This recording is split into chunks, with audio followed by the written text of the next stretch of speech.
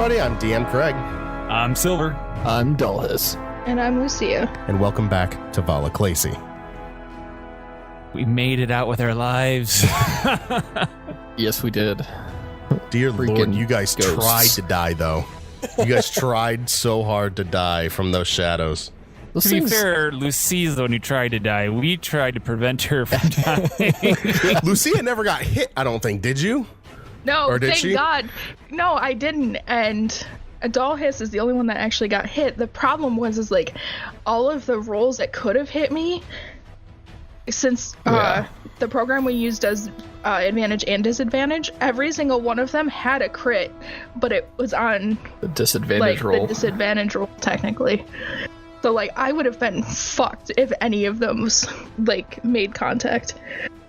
We all are so good at this game. Don't worry about it. We would have totally healed you up with all our healing stuff. Oh, Yeah, totally. right. Totally. I mean, so basically, you guys went through and you tried to check out a couple rooms in there, and Dalhis ran away after the door beat him in a battle of wills. True. You guys Yeah, chased we down heard- Dalhis to get We heard odd noises, got attacked by shadow creatures, and then ran. and then ran Yeah. We because got we attacked used by- all of our resources in a battle with the door and shadows. Yep. Yeah, our multi-day adventure in there turned out to be a literal half were an What'd you say it hour. was, like, Craig, like 15 minutes maybe? I'm gonna say you guys overall spent about 45 minutes in there, off the bat, because you guys went in initially, spent one battle checking things out, and then went back and rested, I think, for the night, because you guys got there really late. You guys slept through the night, got back up, went in there for 45 minutes after breakfast. Is basically how I saw it, and now you guys are sitting there like, well. Well, speaking of Yeah. which, at this point, I'm going to go ahead and store my bedroll. Because I don't think that we're going to make it far enough in at any point. And that's 7 extra pounds I don't want to carry through the dungeon. I'm keeping You might mine. have to just suck it up and sleep on the floor. That's what I'm debating on doing. So You guys are have getting the mine. shit kicked out of you, and by doors, I highly doubt you're gonna sleep inside there. You're like, That's what I'm saying. You're gonna Like, lick your so- wounds back at the wagon. So I think Doll you have the control of the wagon thing there. Just add my bedroll to it if you don't mind. Will do. Thank you. Actually, I never added it. I never took it away, so it's still on there.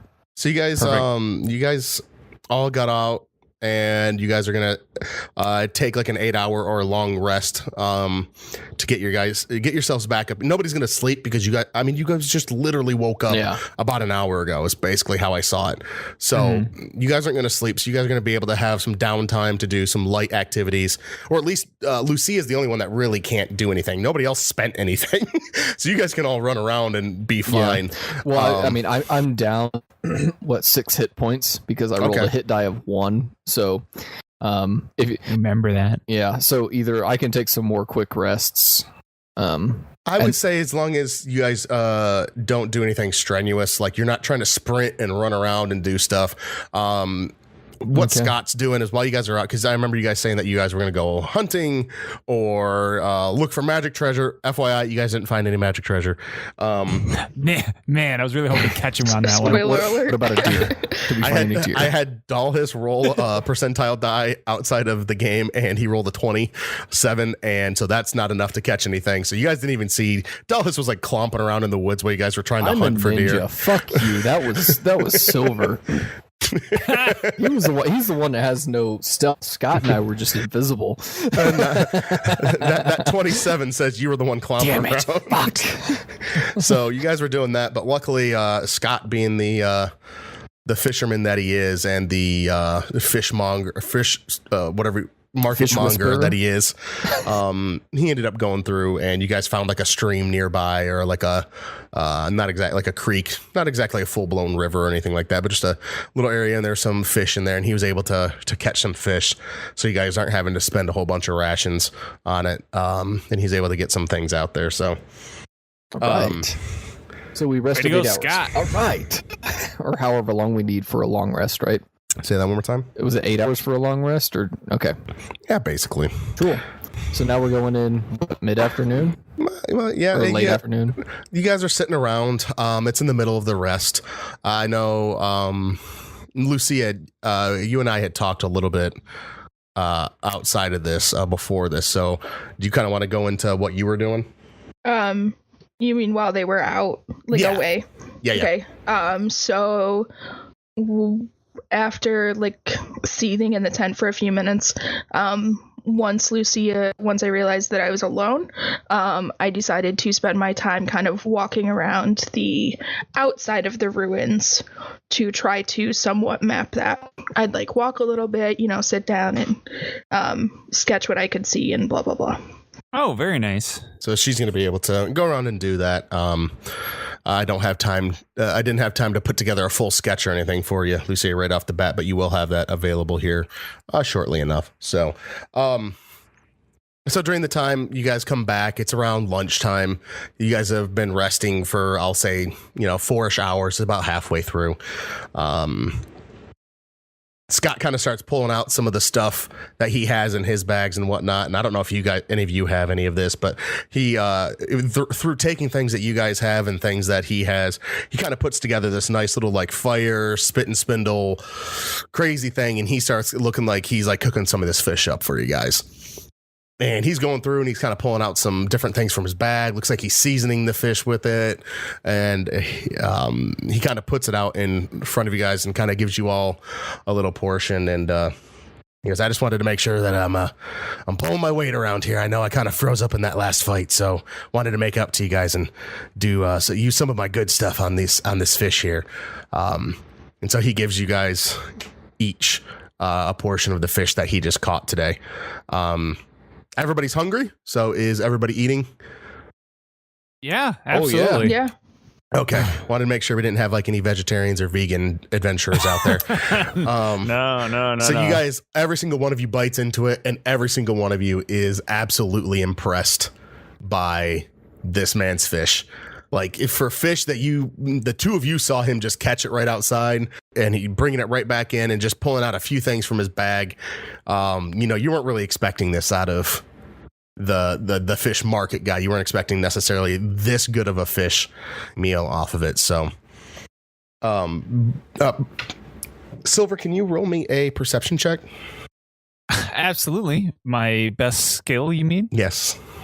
Okay, no problem. Value added to rolls this perception and gets 10. It's a 10. Not your worst roll. Hey, not bad for our first roll. No. So this wasn't too hard of a thing to kind of notice. You see Scott sort of staring at you, Silver. Not in like a really weird, leery way. It's kind of like he's curious. And he's kind of looking over you right now. Hey, Scott. Appreciate the fish. Something wrong, bud? And he kind of looks up and he snaps out of it. He goes, "Oh, no, sorry. I just, my family, we've always been in the trades and kind of making things with our hands, doing things with our hands. And I had a brother who was really good friends with a blacksmith way back in my earlier days. And I got to say that your sword, it's different than most longsword that I've ever seen before." Oh, Scott, you have an eye, my friend. This Silver slowly draws his sword from his back and to present it in a flat, not an aggressive way, just showing it, presentation. This is a absolutely one of a kind custom sword. This is something that I made for myself, and it's... Oh, you made it? Yes, actually, my background, I was a blacksmith for many years, and this sword is kind of my prized possession, to be honest with you. As I said, it is one of a kind. It's something that I spent a lot of time on. Do you mind if I look it over? Scott, I got to be honest with you. I usually get a little nervous when people touch the sword because it is so precious to me, but you did make this great fish, so go ahead and take a look, and it actually can kind of tell you a little bit about it if you'd like. Yeah. It is custom made. You could probably feel from the weight. It's lighter than an average longsword. So if you were an average man feeling it, you'd think it is too light. And if you were an elf, you'd think it's too heavy. it's perfectly fit and balanced exactly to my specifications for myself. Is this information that you would have talked about with Lucy and Dalhis? This is out of They I don't think they've ever asked me about my sword, so I'm going to be revealing. Oh, okay. So no, this is DM Craig asking. Sorry. Yeah, no. Okay. I mean, to my knowledge, no, because I don't think anyone's ever asked him about it. Okay. That's to my knowledge. Okay. Yeah, and so you can tell when you were going through that description, he was picking things up or picking the sword up, kind of like moving around. You can tell, and you know, you heard little whispers like, "Oh wow, this is light for a long sword." You know, he's, I don't know, tapping at whatever somebody that would be sort of adept at getting these things or looking over these things, doing a little tests on it. He's like, yeah, it's pretty sturdy too. So you can tell he's pretty impressed by it. And he kind of looks over at, because you guys were able to go through and talk to him throughout the travel times and whatnot. But just as much as anybody can really get to know somebody in a couple weeks, when you're not really the greatest of friends and things like that, you guys are, you know, getting to know each other and whatnot. So you guys have like a surface level knowledge of each other, you know, a little bit, maybe slightly into backstory, but not really all that much. And so he looks over at Dalhis, and he kind of points at the weapon as well, and he goes, "That's got to have a. I've never seen a weapon like that before." I go in and explain just the backstory and go through, you know, the whole thing. We took my sickles, from farming in the monk village and turned them into this lovely weapon with my leather crafting and the blacksmithing skills of the aforementioned Silver. So obviously probably into a little bit more detail, but we've already heard the story. So, and of course at that point, hearing Dalhis talk about his weapon and everything else, Silver kind of puffs his chest out a little bit and says, "Every weapon has a story. There's no question about that." Scott kind of looks over and gives Silver a questioning look, and goes, "Okay, so I'm guessing." Does that mean that your blade has a story, sir? Absolutely. There's no question about that. And if you like, I can tell you the story of how this blade kind of came into being. It's actually not just the story of a blade, but it's actually my story. He looks over at Silver, and you can see he's genuinely curious. Like I said, you guys haven't really gotten too deep into Scott's backstory. Scott hasn't pried really into your guys' stories. He's kind of let you guys dictate the flow of the conversation, being that he knew he was the odd man out. But with the chance to kind of get to know some of his fellow mates right now, you can see he's very curious. He's like, yes, yeah, tell your story. Well, Scott, the story of the sword is actually the story of me, to be honest with you. It has incredible meaning, and it has come into being as a result of life that I've led. I didn't have a very happy start in life. I spent many, many years being abused by some elves. I won't go into too many details on it, but just know that I was in a very bad spot for a very long time until I made my great escape. After that, I kind of bounced around the country for about a year until I happened upon this little village called Valethorn. Inside of Valethorn, I walked in thinking I was going to do what I had been doing at every other city up to this point, which is walking in, begging for money, or usually schmoozing with people, and was able to talk them out of some possessions and then kept moving on. But I made a mistake. I talked to a blacksmith, and amazingly enough, he saw right through me. He knew that I was on the run. He knew that I was just somebody who was taking from the world, and he made a decision to stop that. What he did was, instead of giving me money or anything like that, he gave me a job. He gave me a place to work, and he taught me a skill. And that man, and he was a man, taught me what it was like to be human instead of being what I was before, which is just a half-elf mutt. So through the first couple years there in Valethorn, he taught me the tricks of the trade, I became proficient at making these things. And slowly but surely, I felt to become more and more of a human, a man. At that point, he unfortunately did pass away, but the town was left without a blacksmith, and I was able to take over the shop. The very first thing I did when I took over that shop was make myself a custom sword. And the reason I did that was because I wanted something to remind me, something that I could look back on and always say that I am, in fact, a human. I'm a man first, before an elf or anything else in this world. This sword is my life. It is my story, and I will always carry it with me because it reminds me of the goodness of humanity, and it's my story. And then he puts the sword away on his back. You see Scott kind of starting to wipe away a little bit of a tear with how you told that story, Silver. And he kind of smiles and gives you a nod, and he goes, "Well, I'm glad you're here with me now." And that did you say the guy's name by chance? I don't remember. I did not. Okay. He goes, and the man that raised you to know your human side. I'm sure he sounded like a great man. He looks over to Dalhis and he says, "I think you're one of the last people that I really don't know everything about, sir. Do you mind if I ask your background if we're all in the business of sharing right now?" Oh, sure. So I'm not from around this part of the world. I live up in the northeast in some mountains and some foothills, but mainly mountains.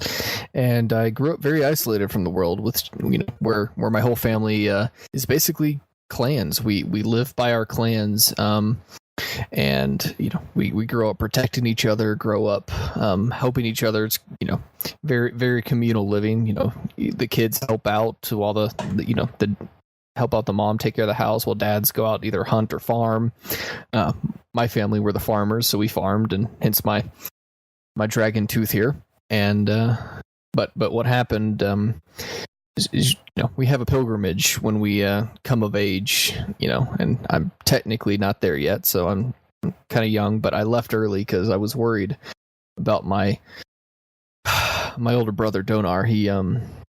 He left a year ago, and he left 2 years early for his, because he's just so cocky, but I love him. I love the guy. Like, I love my brother, and he left, but he hasn't ever come back, and so I'm here. I'm searching for him, and turns out that some really bad elves captured him too, and or at least that's the only thing I found so far in my couple months of travel. So I'm hoping to get him back and return him home to where we can live peacefully back up in the mountains again, and take the skills I've learned in these adventures to help better my family and grow stronger.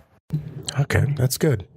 That's good, and I really do hope that you find your brother at some point. I'll help in any way I can. Thanks, Scott. He looks over to Lucia and he goes, I know you and I have talked some things, but I didn't know what your background was. You're a fellow, I can't remember what affectionate term you guys use with each other. Little person. Little person. Us small people, us little people got to stick together. Didn't know if a fellow little person, how you kind of joined onto this journey. With this journey specifically? Or your journey of life. Okay. She's gonna laugh a little bit, and she's gonna kind of nod towards Dalhis and Lucy, or Dalhis and Silver, and be like, "These two idiots got me into jail, and that's how I." Scott's gonna laugh. He goes, "That seems about right." And to be fair, they also broke me out of jail, so that also seems about right. Silver would like to give a half bow. Just joking, of course. No, I don't know where I'm from. I don't know how I came to be. My parents have been gone my entire life. We presume that they're dead. I was dropped off at the door of a Church of Apollo, where I was raised by Ander. And she kind of chokes up a little bit, and then she's going to be like, pretty sure, I mean, he's my dad, and I'm pretty sure he's the only person in this world that I can say that I love. He gives a sly smile, and he goes, well, here's to hoping that you find many more people to love and many more people to spend your life with. And however he says that doesn't sound creepy like you're going to be with 9 partners. I got it. Yeah. He's smoother than I am. I don't know how to word what he just said, but in a nice tone. So yeah, and then she just goes, I just other than these two recently, I never spent time with people. I just heal them and they go on their way. He goes, well, that sounds lonely, but it looks like you found a group to kind of fit in with right now. And I'm all of you, I'm just really happy that you're allowing me to come along with you right now and try and let me repair my wounded pride from being inside this these ruins here, because I really need to make sure I can prove to myself that I'm good enough to go through and do this. So I really appreciate that, and I hope me sharing this meal and helping you guys keep you guys well fed and all energized up, so whenever we do go back in there, we're ready to go. And I promise I won't freeze back up, which is actually the DM promising he's not going to forget to roll initiative for Scott the Gnome. Okay, so Scott the Gnome was just wanting to kind of get to know you guys there a little bit on a deeper level, since you guys were all sitting around having a nice little fish lunch together. I'll say that at this point it's afternoonish, and you guys are all fully rested back up with full HP, full spells, full key points and sorcery points and cleric points to go about your day. So what's the general idea? I'm ready to go get. I think there's other unfinished business. I want to go back to the room where the chirping was and go out the third door we haven't gone into, since I think we're wraiths in the other one, and I did not like that fight. I'm fine with that. The only thing I was going to say is that Lucia mentioned that at the very, very bottom there is a door that she sends 3 evil presences behind, and I had an idea to run by the group real quick as to how to potentially take care of those a lot more efficiently than we had on the last one, where it was kind of a bit of a cluster there, if we wanted to fight that in that lower area there. So I'm just going to mention this now, just in case we get in there and we decide to go to that lower room. Just throwing this out there. If you remember, and I would like to point at the map that we had, that Lucia had created and generated for us. So looking at the map, that room is connected by a hallway, right? And there's one hallway that runs adjacent to it. Does everybody remember that by chance? Okay, yes. Cool. So in my idea, in my theory on this one, because we know that they are in fact attracted to Lucia, what I would do is position her. And I'm going to show you guys on the map here, toward the end of the hall here. Mm-hmm. We would open the door and then have Dalhis prepared here, so that way he would potentially get attacks of opportunity as they go by, have his weapons soaked in holy water so that way we make sure that he isn't taking penalties on his hits, and that way we can maybe potentially even cut them down before they even get to Lucia. Just as an option. I like the idea, but didn't they just like teleport and morph through things last time? Why couldn't they teleport straight to her? That I was trying to remember is that I thought that they had to come out through, or they came out through the crack of the door. I didn't know if they actually had a teleport thing, but anyway. I don't know. Because I remember one like grew out of the floor right in between both of us. And I think the only reason he came at me was because I taunted one of them. Ah, gotcha. Okay. I don't know if that's true or not, but we have to take that into consideration. And I guess my only thought would be to box Lucia in and put Scott the Gnome behind her and you in front of her. That way there's no space for them to get to her. And we have to take the hits. Are you guys discussing this as the player, as Dalhis and Silver? Oh, yes. Yeah. What, so you guys want me to be bait? No, we're protecting you. Yeah, we're making sure that you don't get attacked. That's the whole point. Is that we don't want you getting ganged up on like we did last time. That if we don't have to go in that bottom room. I'm just saying if we end up deciding that room is a fortuitous adventure for us, we should have a plan going into it before we venture into the ruins. Oh no, I want to go into that room. Okay. Oh, okay.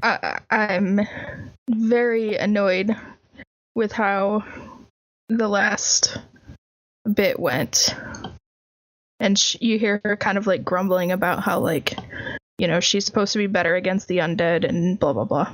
Okay, well then in that case, I think we kind of have that is a viable option then.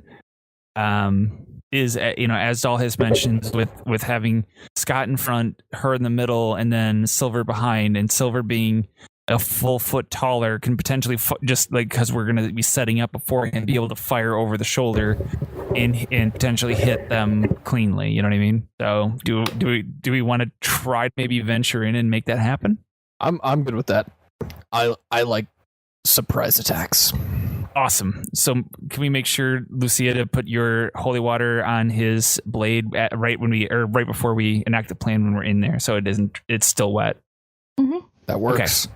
All right. Okay, so that's what we're doing. I'm going to say that you guys were intelligent enough to figure out that, because normally a holy water is I've looked this up since our last fight with holy water. Holy water is you make a ranged attack because you just like throw the bottle at people. Oh, okay. Hold on. I'm going to let you guys do this. I just want to let you know, normally it's a 2d6 of radiant damage you do with holy water. I'm going to say it's going to give you, I'll say it can give you an extra, I'll say 1d4 radiant damage, and I'll give you 4 swings on it. Okay. Is that all right? Yep. Yeah, so like you'll roll an additional 1d4 for potential more damage. Okay. Okay. Cool. Yeah, Cool. that's You'll get 4 swipes and then it goes away. Yep. And that will take an entire jar of holy water, I'll say. Yep. Makes sense. So you have potential for doing more damage, but you also have potential of basically wasting the holy water. Story of our lives. You guys will waste the holy water. Yeah, we know that. All right, cool. So just you guys go where you go, and Scott the gnome's going to follow you. Okay. Okay. Let's go back down the short hallway. Shortcut. Let's see. And say we should actually, so in that case, we'll go in and kind of make our way through, right? I'm just gonna move my character as I go here. I'm waiting for y'all to make sure I don't leave y'all behind. Oh yeah, I'd say that's okay. There we go.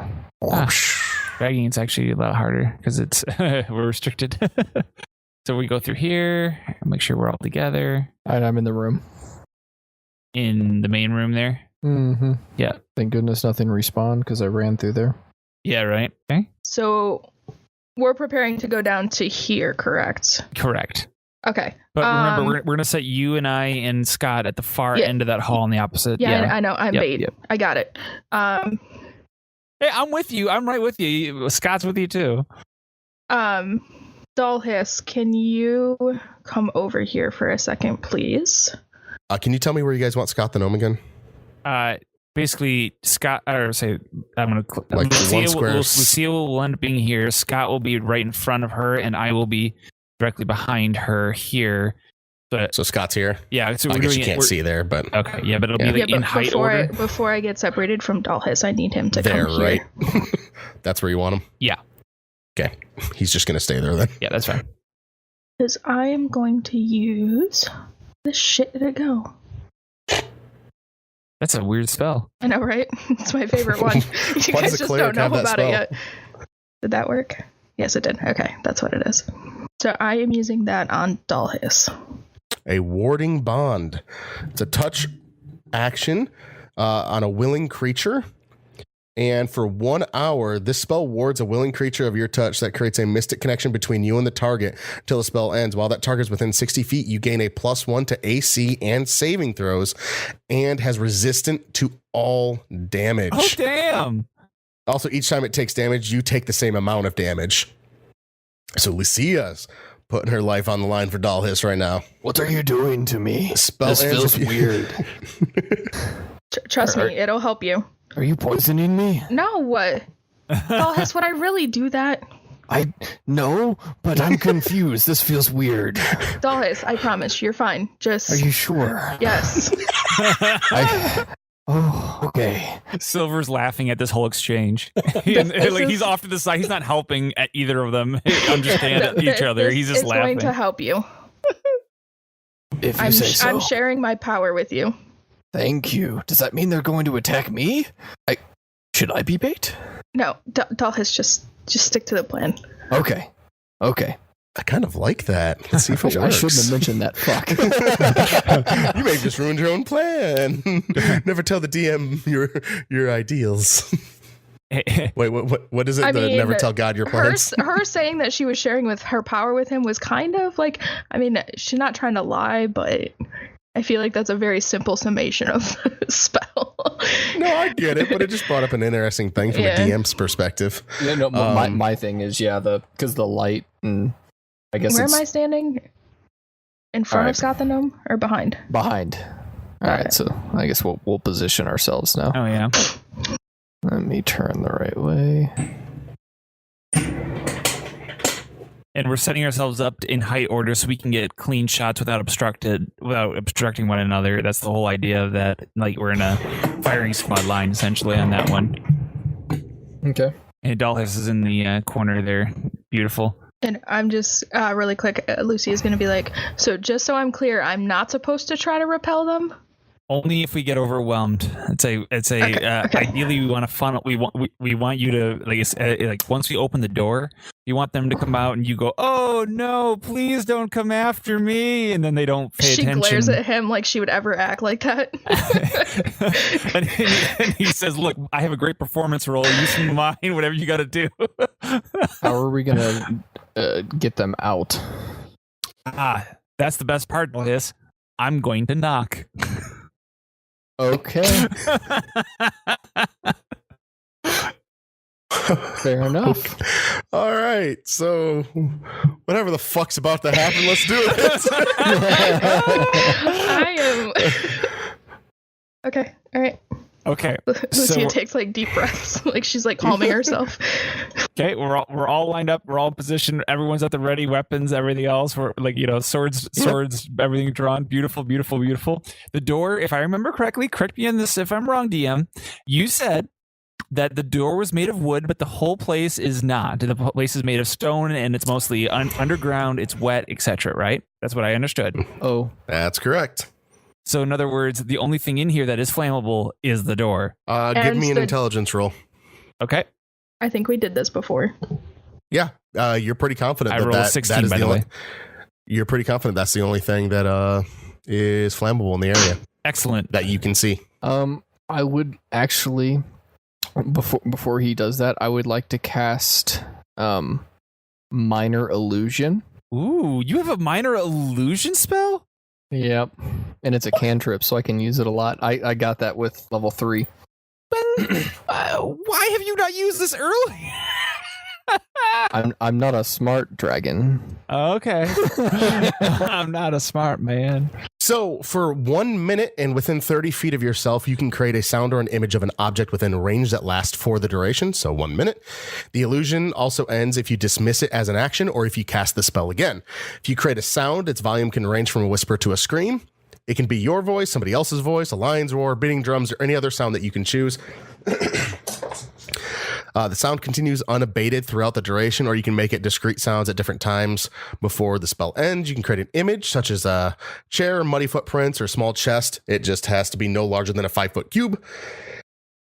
The image can't create sound, light, smell, or any other sensory effect, so it's just the physical act of seeing that. Physical interaction with the image reveals it to be an illusion because you can pass through it, so basically you start going through it like a ghost. If a creature uses an action to examine the sound or the image, the creature can determine that it is an illusion with accessible intelligence check against your spell save DC. The creature discerns the illusion for what it is. It becomes faint to the creature, and basically the creature just ignores it. Okay. What is your DC check, just to know from the beginning? It should be on your spell, like the spell tab. It should be up at the top. Should you say spell slave? Save. An 11. Okay, so you've got a higher than 50-50 chance on a straight D20 Yep. roll. Nice. Exactly. So what I'm going to do is can you see the square I'm kind of clicking on here? Mm-hmm. I'm going to cast, I guess, an image of Lucia. Oh, that is genius. I don't know if the creature it'll work on the creatures, but it's worth I don't a know shot. either, but even if it didn't, I am just mad props for you for thinking of that. That's clever as shit. I was planning on using the actual Lucia as bait. You're playing it. gives us at least a chance at them going after something that's not there. If you're being honest with yourself, no one ever knew that this was an option. No, but like. All right, let's shrink down that character sheet. Okay, yeah. All right, so you guys start things off. Okay. All right. Do what you do. So in that case, as I said, I'm going to knock, aka throw a fireball right at that door. Okay.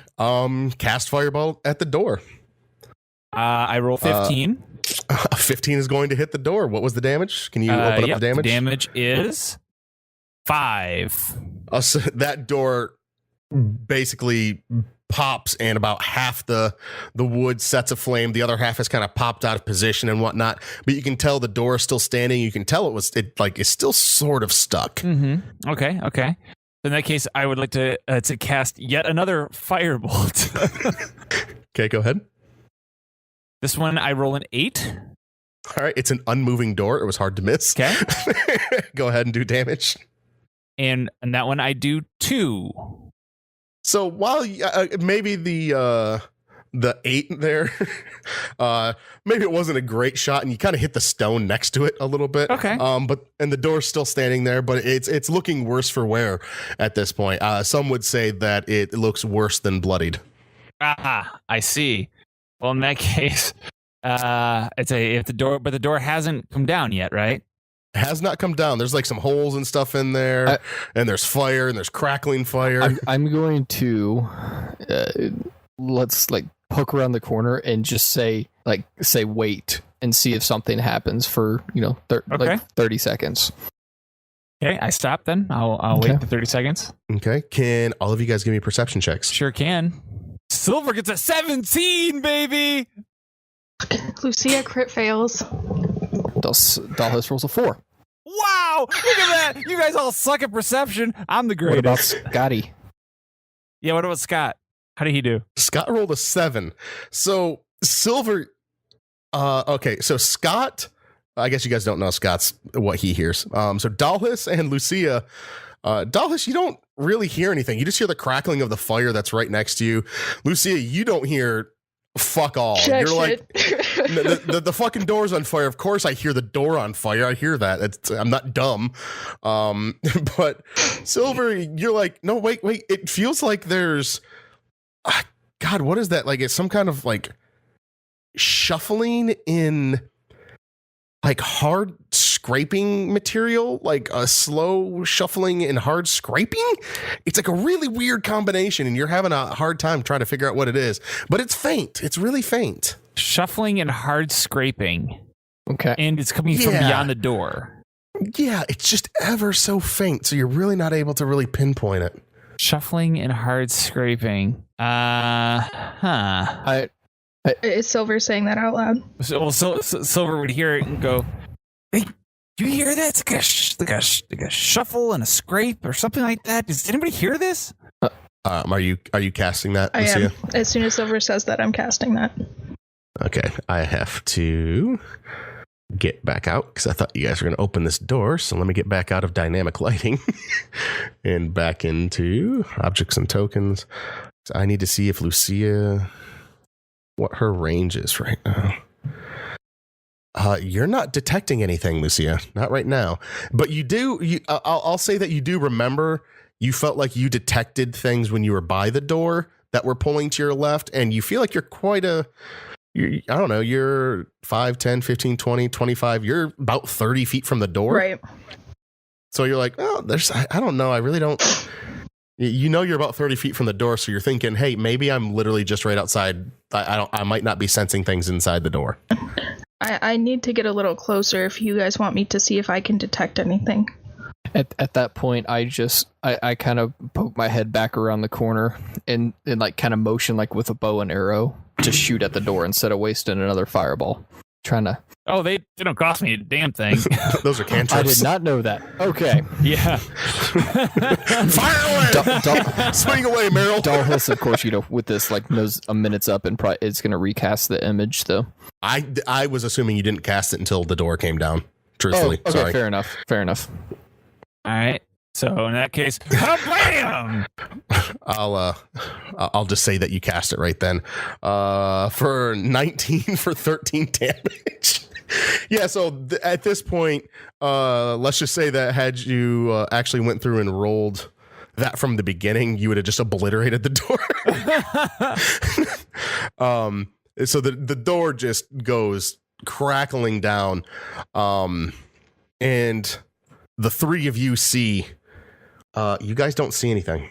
Lucia, you're not close enough to see anything either, or sense anything. Lucia says once again, like, I can try to detect something, but I have to get a little closer. Okay. So we don't see anything. We can't detect anything.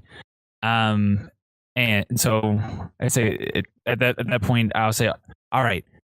So we move 5 feet closer. That's it. I don't want to go any closer if we don't have to. Lucia, as soon as you take the 5-foot step, you start feeling a pull from this general direction right here. Okay.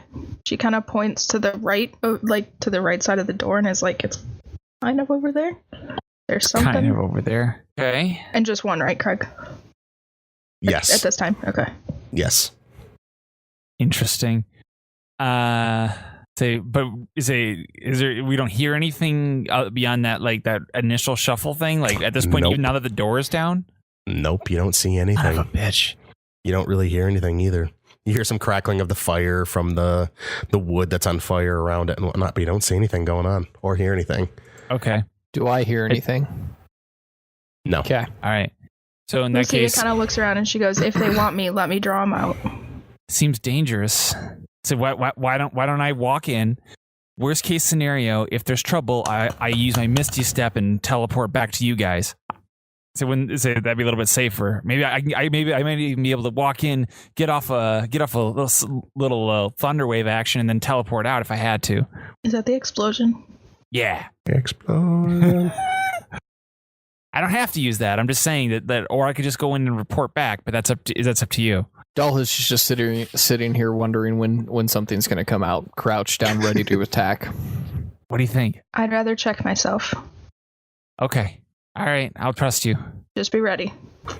Ready. Okay, Lucia, as you step right there, you feel a pull from that same spot, that spot, and that spot. Now I can see that spot, but I don't see anything, is what you're saying. You don't see anything. Actually, give me a perception check. Okay. Because like it's lit up for me. I didn't know if you knew that. Yeah, it's lit. Okay. It's lit, fam. Oh God. No, please don't. A 15. You're staring at that area, and all you guys are seeing. Excuse me, I never explained what all that stuff was on the ground because I got so lost in why you couldn't see things that I thought you should have been able to. Those are just a massive pile of bones. Like you're looking at it, and it looks like it looks like it's probably like a foot deep. When the door exploded, some of them kind of like spilled out into the area. And it's just a massive pile of bones. So Lucia, when she steps in here and feels the pull of the 3 creatures, yes, you saw. She's 3. gonna freeze and be like, she's whispering, "There's 3 of them." So Silver goes boom, boom, like questioning, doing a hand motion. Lucia is let's work this time. Is going to say a little prayer and use Turn Undead. So everything within 30 feet must make a wisdom saving throw. I'm gonna fucking kill myself. What was the DC 14. for that? 14. What the fuck? We're all gonna die. So just so But people at home, she's not gonna know though. Like No. For everybody at home that's listening, there's 3 monsters in there, obviously, and I'm not going to say any names here, but 2 of them critically succeeded. They nat 20'd. 2 of them nat 20'd. Oh wait, do they have disadvantage? Is there a thing where they have disadvantage on it, or is it just a straight wisdom save and that's it? just a straight wisdom save. Okay, so 2 of them nat 20'd and the last one got a 16. Oh my god. They have a 6 in wisdom. They do not have a positive modifier to wisdom. Unreal. So they roll 20, 28, and an 18 to get that. DM's ching. Unreal. Okay. But I mean, Lucia's not going to know if it failed or not. Like, Yeah. that's the way I take it. She's really not going to know, right? I don't think so. I don't think you know if it fails. If I can't see them yet, Yeah. I would have You don't- no. Yeah, so I guess Lucia would have conflicting reports. Like, you just cast undead for 3 things. There's nothing moving. So she'd be like, shit, I guess maybe does my magic work? I don't know. Okay. So she's just going to hold up her holy symbol and just slowly creep forward. Now wait, we're with her, right? Like, Yeah, so is holy it- symbol's showing is what it is, and crossbow is ready and loaded. Okay, as we get around up to the corner there where Dallas can see us, I'm going to motion for him to follow. Okay, so Lucia and Silver, both of you, can you roll me perception checks? Sure. I'm rolling like freaking Brian right now. Silver rolls a 9 for that. 17. As soon as Dallas even sees a hint of Lucia, he's gonna jerk and jump forward and hold back when he sees her. Okay. So I'm going to say, Lucia, with that 17, you notice, like, oh, shit. just saying that's it. What's what he would have done. He was ready. Mm-hmm. Yep. Dallas, I'm sorry. Oh my god. I forgot that you didn't hear the plan. The new plan. Am I running in first? No. Oh. All right, go ahead and take your guys' next steps. The ants go marching one by one. Hurrah. Okay. Hurrah. Just by chance, was there? Hold on. Go back to where, Lucia, you're in the doorway. Like here? Yes. I'm gonna get because you're getting more perception checks because you're feeling the pull Right. of evil from right here, and right here. So they don't feel the pull, so they don't know exactly where they're looking. So give me one more perception check because I'm going to say that she moved forward 5 feet and is still staring in those locations. A 20, Okay. not natural. Okay, there we go. So now that you're getting closer and closer, and maybe just there were so many bones you couldn't really see, you're starting to see decaying flesh from right here and right here. And maybe there's a tiny bit of like wiggle movement with like one of the feet that looks like it's slightly out. And then when you're looking up in the top, in the northwest corner, you're seeing maybe a bony hand is slightly moving, but you're noticing that one still has some meat and flesh on it, though not a lot. All right. She looks very physically repulsed, and she's just like, oh god, and kind of like whispers this description. Can you give me a stealth check? Sure. Is she stealthy? Oh, it doesn't matter. Crit. Right now she is. She's able to expertly turn around, convey the entire message. Everybody hears it. Everybody hears the exact description, and you feel like and I'll even say that you are persuasive in it. Everybody has a great idea of exactly what the area looked like that you see. So just to give everybody now kind of sees this because you were so good at describing everything. That's what you saw. And you're starting to see a little bit of movement coming from that area, Lucia. Oops. And can you give me an intelligence check? Yeah. 4. Wait, where? A 9. And you're seeing that if there's something moving, if there's flesh moving, and you're feeling that absolute pull of that is evil, you're assuming these are zombies that are hanging out in here. Those are ugly ass icons. Holy. Do we know what they're weak to? Me. Can I take an action, or do you want us to roll initiative? You're giving me 1 second because I'm just going to give these two, again, a shot to where you can kind of see what's going on in there. Mm-hmm. Since she was able to describe everything pretty well. Just to give you guys an idea, since she rolled so well on her stealth / describe everything. So yes, Michelle, I would say that you gave the description. They had an idea of what was around in that area. And then you are the first one able to do something because you just kind of triggered exactly what's right there. Going to fire off a guiding bolt at the one directly in front of me. Okay. A 14. 14 radiant damage. No, 14 is the... Oh, yeah, right. You're right. Sorry. Damn, that's a lot of damage if that hits. So she rolls a 14, which is going to hit. And for 18 damage. Holy shit. And you just, the entire area kind of lights up with light as you hit the zombie with the radiant guiding bolt, and you can see it kind of like start piercing the flesh, and it's like the light starting to come out of the orifices that it has, and you see it shake and starts moving, and you see that everything in the area starts kind of reacting to that. I whisper quite loudly, back up. you notice Lucia, you hear around the corner from where that third area was that also the third zombie in there is starting to move. So we will go through and we will roll initiative here in 1 second. So everybody just prep it. All right. Turn order's up. Everybody roll initiative. 3. Silver rolls a 7. 8. So turn order is going to end up going Scott the Gnome at 12, Dalhis at 8, Silver at 7, Lucia at 3, correct? Yes. Mm-hmm. Those are all those. And zombies are super fucking slow. I don't know if you guys knew that. What? So they are going to be at the bottom of the turn order, regardless of their number. Their numbers was just to decide who went first amongst themselves. Okay. Scott the Gnome, it's your turn.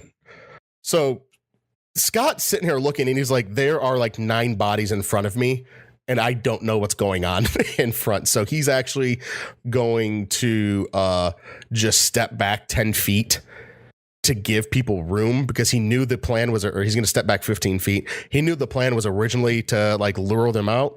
So he didn't really know what else to do. So he's backing up, and it is now your turn, Dalhis. I can't do much of anything, so I know the original plan. I'm gonna back up 5 feet as well, and yep, that's about all I'm gonna do. All right, Silver. Do I have a clear shot at the one that she already fired at straight ahead there? Like, am I still, because I'm a foot taller, am I able to shoot over her still? I'm gonna say that you're gonna be at disadvantage, but it's not because of her in the way. It's going to be because of throughout the thrashing, it's hard for you to actually get an aim of what is zombie and what is bone that's just around it. So you can get you can get something off at disadvantage. I'm gonna say back up. No, I'm going to back up. I'm just going to fire first and then back up. And which I'm going to actually fire off my Ray of Frost, because I want to slow the guy down just in case they're trying to run out after Lucy and I. Yeah, well, I mean, there's anything I can to like inhibit movement at this point, I'm going to do it. So Ray of Frost is what I'm going to cast. Ooh. Wow. Look at that, baby. Even at disadvantage, it's a 22 at disadvantage. Yeah. He rolled a 23 and a 22. Yeah. At disadvantage. Don't hate the sorcerer, hate the spells. But I only do 1 cold damage. Wow. I know. A lot of excitement for not a whole lot of damage. Okay, I'm backing up right along with everybody else there. So, or with Scott, right. I mean. So that Zambi looks like it's a little chill to the bones all around it. And so, Lucia, it's your turn. Going to fire off Sacred Flame for a 7. Okay, so the 7's going to miss. Okay. And she's going to back up. All right. So it's Zambi 1's turn, and you guys can just hear the sound of bone Silence. scraping. Yeah, the sounds of bone scraping, grumbles and moans and groans and all these different types of sounds coming from the area. And the very end of it, you do see the zombie here that you can see easily enough straight through. He gets himself up at a slow saunter and moves 5 feet closer to you. And it is back to Scott the Gnome's turn. So Scott the Gnome's going to go, hey, guys, is there something you want me to do? I'm really short. I'm in the back. I don't have any ranged weapons. Do you want me to, like, protect the back? Or do you guys want me to do something? And he will wait for your response. At this point, let's say things are slightly going off the rails because he originally was supposed to be be in between Lucia and I, or he's supposed to be in front and Lucia, then followed by me. But did you guys? Are you saying that right now? Or are you just no, saying no, what I is? was thinking it through out loud, like, as I discuss it. Like he just moved back to his original position, and then you guys set up camp in front of him. Yeah. You guys could have moved behind him. Oh, I didn't realize. I didn't know if I could pass through the space. If that made I'm going any to say it's a friendly space at this point, and nobody was and he's not in combat. Okay. And he's a small character, so sometimes I know I'm not going to let you guys go through like combat zones, but in this case, a small hallway. Okay. Well, then you'd been able to just get past him since he's not actively in a fight anywhere. Then I would have just said, original positions. So I'll let you guys move back to original position since I didn't let you guys know. So okay, this makes a lot more sense. Yeah. Am I just defending the front still? Yeah. Hold the line, Scott. Holding the line. Dallas, your turn. I am going to crouch down and get ready to pounce. That's Okay. That's the plan. So one of the things that you can do is you can ready a specific action. I like this rule in my head. The ability to ready a specific action. Tell me if you guys think this is an all right thing to have, because enemies will be able to use this against you when you guys have smart enemies. So it's up to you. Where, like, let's just say I'll just give you this one right here, Dallas. Like, I would let you say that you are going to pounce and stab the first thing that walks in front of you. So it literally means, like, I can't just say only, or only enemies. I don't want to pounce if it's different. Like, you have to say that as soon as something happens, you're pouncing and stabbing it, and I'd let you ready that action. So that way, if somebody moved into your way, then that's when your turn order would start. It would reset you into the turn order of when that would happen. Okay. Yeah. But you are taking the chance that at that point, somebody might move in front of you. Granted, if everybody's metagaming, no one's going to move in front of you. But I think we're gonna. I guess Scott the Gnome might, but yeah, I'm gonna wait, but I'm not gonna attack the first guy. I'm gonna attack the second guy. Okay. All right. So I'm gonna leave you in turn order right here until the second person whoever the second person is from the left or the right pops through. Yep. Okay. You'll be attacking. Silver, it is now your turn. I'm gonna say that since you set up the plan, that you are now not at a disadvantage anymore because the other two are gonna be like crouching and moving side to side or whatever. And our firing thing there. Yeah. Okay. And I got a clean shot. How? What's the distance on this? I'm sorry. You are 40 feet out.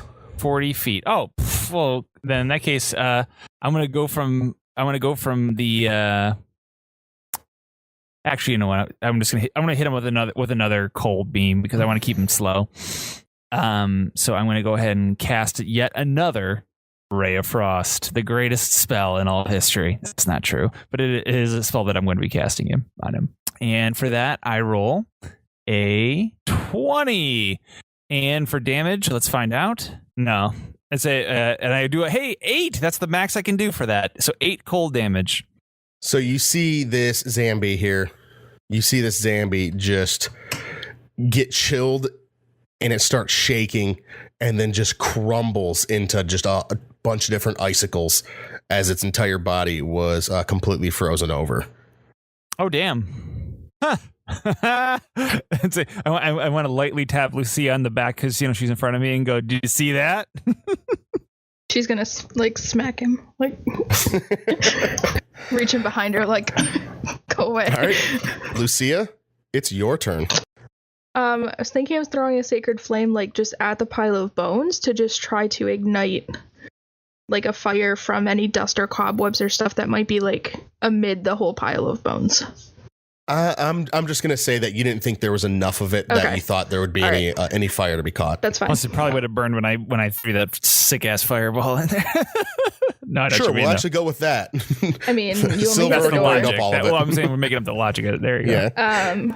All right. So there's really nothing I can see right now at all. I'm just gonna, I guess, miss my turn basically. Yeah, that's fine. Okay. All right. I gotta take the one zombie out of the turn order real quick. Merp. All right.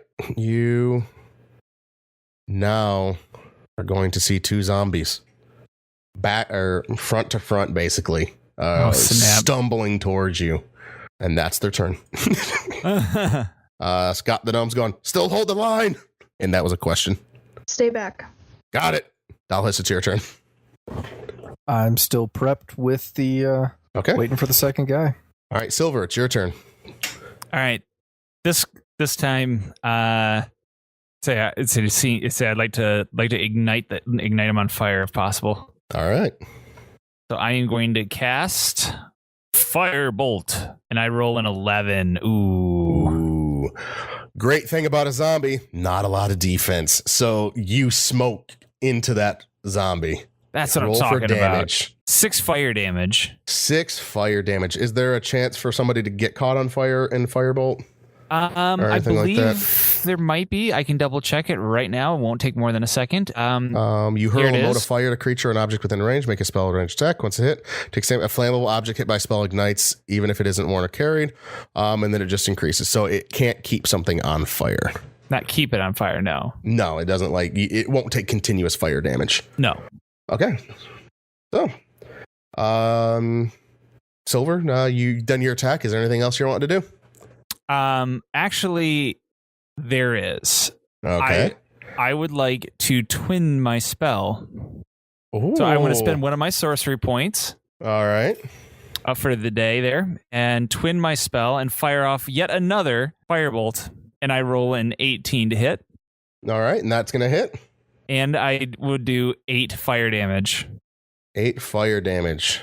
So you're looking at the zombie, and you can tell the flames are just eating away at the flesh that's still there. It's starting to create this rotting corpse that's also on fire stank in the entire area. You're smelling the singeing of the matted hair of what's left of the hair, and the zombie is just stumbling forward still at you, half on fire. Dalhis licks his lips. This is what Dalhis ate. Matured flesh tastes the best. Okay, Lucia, it is your turn. I'm gonna fire off another sacred flame with a 16. Ooh, that's going to hit this time. They do get to make a dexterity save, though. Oh, they get to make a dex save on it? Well, you're lucky that their dex is so shitty, as it's a 3. So this is going to hit for 1 radiant damage, correct? Yes. All right. So you see the lights emanating again from the zombie coming through. It's actually kind of a spectacular light show as the zombie's still slightly aflame and lights are pouring out of all the slits, cracks, cuts, and crevices of this of the flesh of this zombie. Oops. And it's going to go through and stumble forward towards you guys. And that's when the second zombie is going to appear right in front of Dalhis. So Dalhis, it is now your turn. I do a mighty scream and say, "Die, you evil, foul-smelling beast." Before you swing, just give me one stealth check real quick. Okay. I just want to see if they noticed you coming. Oh, they didn't see shit. 21. More than likely they didn't. Oh, wow. They actually rolled really well. He rolled an 18 again, but it did not beat He doesn't have a perception, does he? No, it's a fucking zombie. So I'm just gonna do a wisdom on it. Yeah. So he didn't know you were coming. So go ahead and make your attack, and you're gonna be making it at advantage because you were stealth coming into it. Okay. All right, and we're gonna roll Dragon Tooth, and I crit fail. No, advantage. You're rolling at advantage. Thank God. So crit hit. It's a crit hit. On one roll, he crit failed and got a nat 20. Well, that's incredible. Oh, fuck me. Oh, shit. Okay, let me straighten out my jacket again. Jesus Christ. All right, so go ahead and roll for damage. Roll for damage. 9 plus 6 of slashing. Yeah, because the 6 is the critical damage, right? 9 is the 1d6 plus 4 for your strength. Yep. So that's 5 plus 4. So you're going to end up doing the entirety of that.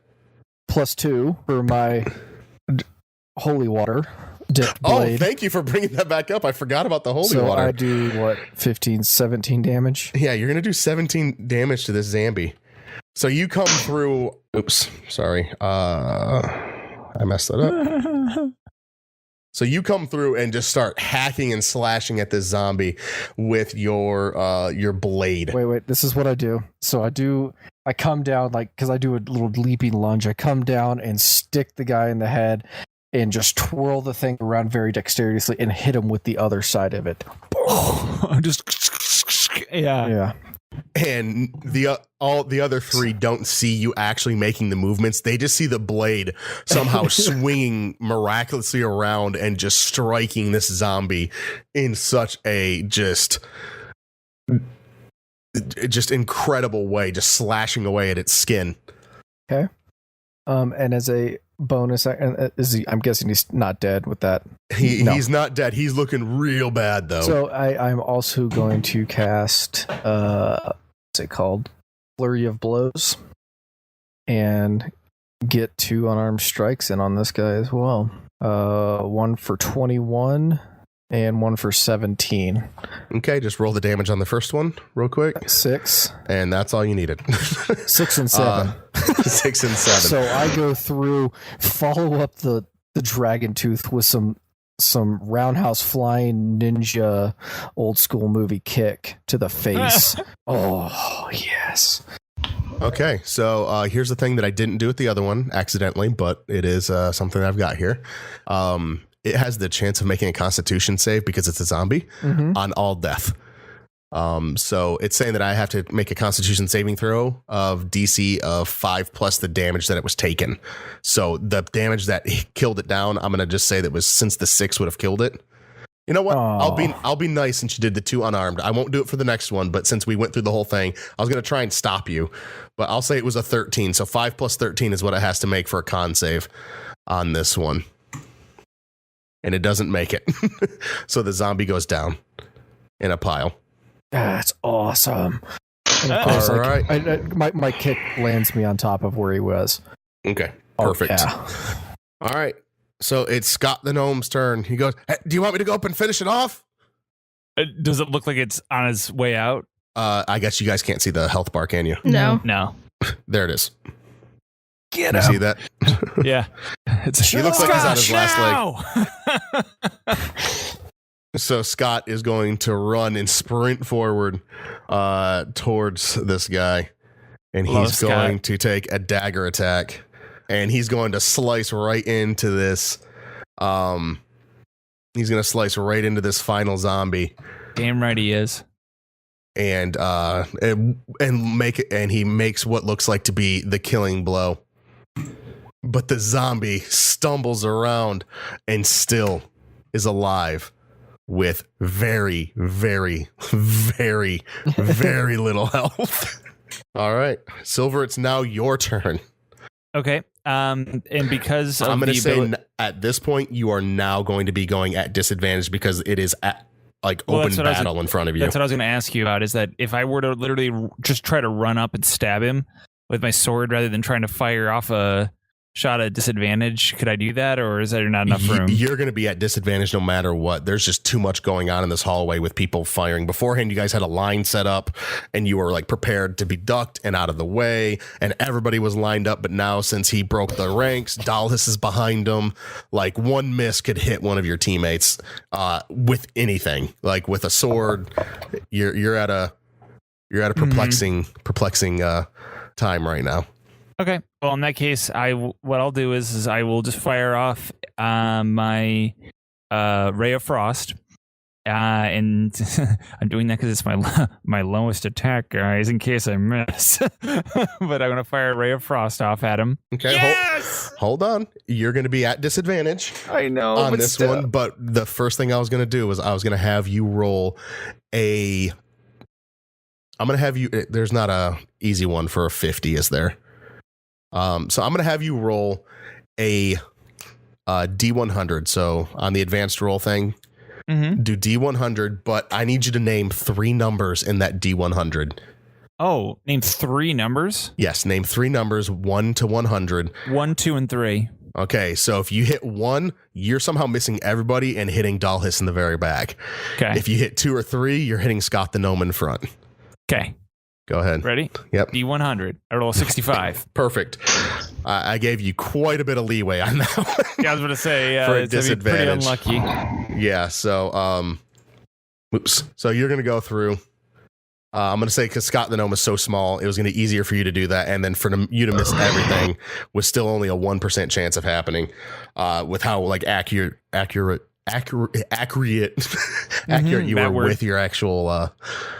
with your actual attack. So you're going to go through and you're going to do the damage. How much damage did you end up doing? For Ray of Frost, I did 9 damage. What's that? 9 damage. 9 damage. Yep. So he's going to go through and you see him again take all the damage that you think is going to bring this zombie down. And it actually does. You see, just like you saw with the first one, his everything kind of freezes over. And Dalhis leans forward and just kicks the zombie right in the midsection, and it explodes into ice and falls away everywhere. Not bad. That is going to be that encounter. This is going to give you guys. That is going to give you guys 150 experience. You know what? Let's just say 200. Let's round it up. So we're at 2,700 now. Mm-hmm. I suddenly feel stronger inside. Okay. Do you feel stronger? Because I feel stronger. Is there anything you guys are wanting to do before we do any of that leveling up stuff? I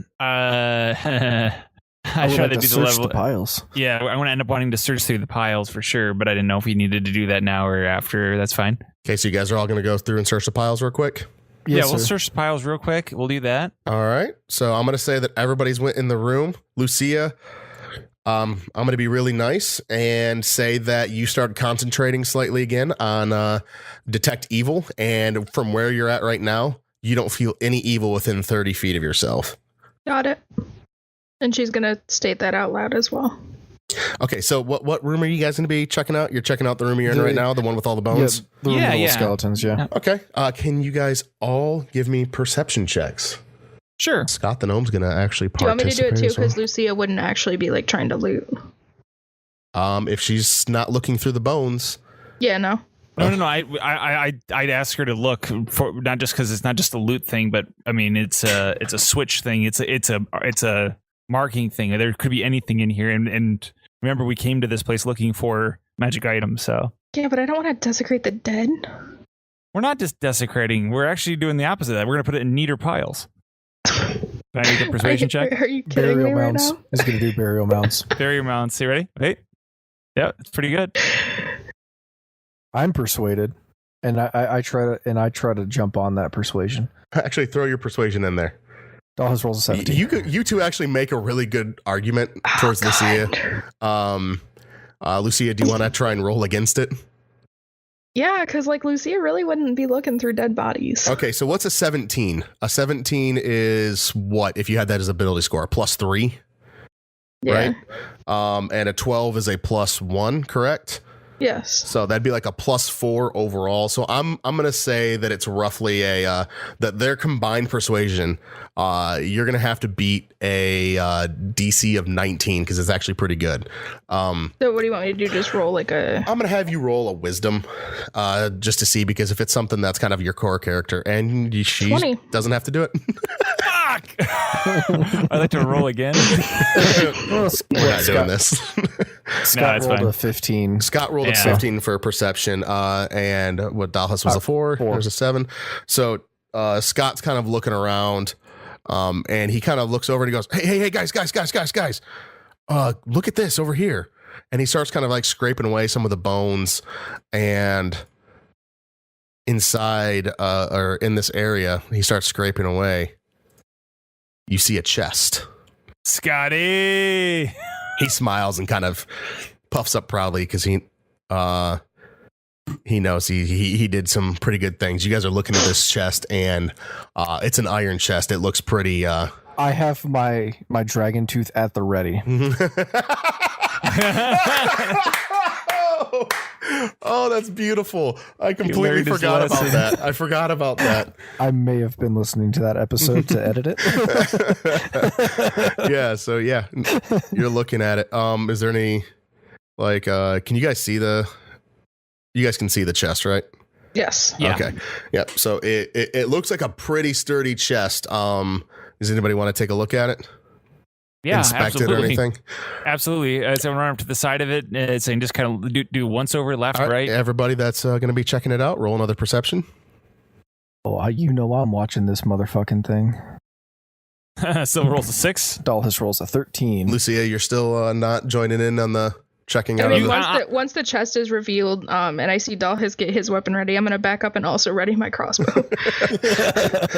Okay. So she's checking it out. All right, so then, yeah. Dalhis, you're able to kind of put it together. All of you are kind of be able to put it together, but you're the one that gets the most information out of it.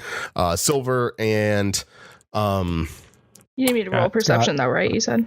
yeah, Silver. Yeah. It only if you're going to try and inspect the chest to like Oh no, I'm learn not about specifically doing that. Okay. it. Yeah. So you guys inspecting the chest. Silver, you both are like, oh wow, this is Silver and Scott are both like, yeah, this is it's a locked chest.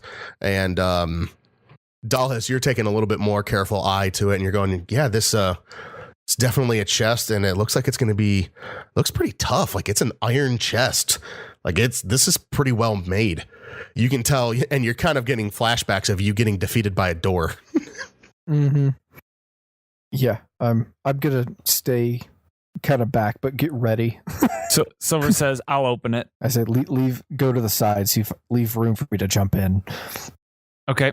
So I'm gonna go to if you were looking at this chest, I'm gonna go be on the west side of the chest. So for those of you at home, imagine that if you're staring at a chest, you'd be on the left hand side of it. Yep. So And what are you doing? I'm going to attempt to open the chest. Does Scott need to move? Scott's on the other side of the chest. Does he need to move? Do you instruct him to move? I had not. Do Okay. we want to instruct you to No. move? No, I didn't know what open the No. chest meant.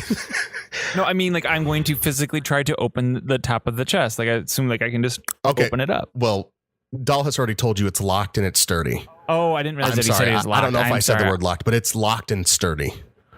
It's locked and sturdy. Locked and sturdy. Well, in that case, I said, Scott, this might be a job for you. Once I learned that, sorry, I didn't pick that up either. I must have not have said it. I apologize. All right, I can go through and attempt to open this thing if you guys want me to. yeah, you open this thing. All right. So he gets his tools out. And he's fumbling around and it kind of snaps. His lockpick snaps in there. And he's like, guys, I think I've only got 2 more of these lockpicks right now. Do you guys want me to try it again? Wait. This one feels kind of tough. I think if I do a decent job, I'll be able to be able to get it, but like it's still gonna be tough. Can you acquire more lockpicks back in town? Yeah, I guess. Yeah, it'd be easier to get more lockpicks in town.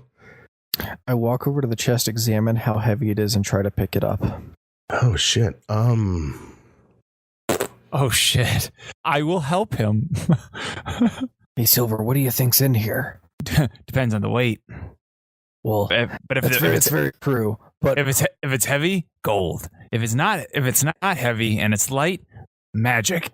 It's something like a magical item or a weapon or could be anything really, even a boat. it could be exactly what our guy's looking for. How would a boat fit in a box? Like, are you talking a model boat? Yeah, of course. It's not an actual boat, Dallas. Don't be crazy. I thought we were talking some crazy magical shit here.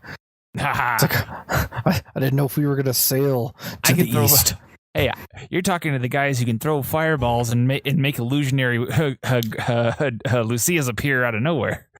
I can also spit acid.